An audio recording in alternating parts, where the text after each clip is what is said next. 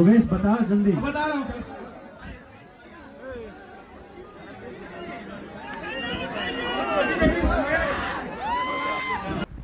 समर सिंह को तो आप लोग जानते ही होंगे। एक ठोके घर बर्बाद करने के बाद भी इनको चैन नहीं मिला।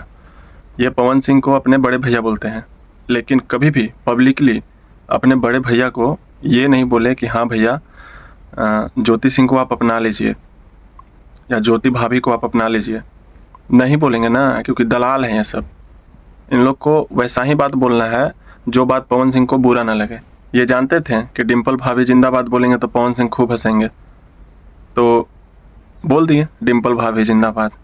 देख रहे हैं भाईचारा, कोई किसी का घर बसने नहीं देना चाहता है। और दूसरा बात ये कि डिम्पल सिंह भी एकदम लग रही थी कि अब एकदम पवन सिंह के भावे नहीं देंगे कभी। सामना सामने जैसे ही हुआ पलट गई तुरंत। पवन सिंह एक ऐसा इंसान है कि बड़े से बड़े दुश्मन भी मिलने के बाद दोस्त बनाना चाहते हैं।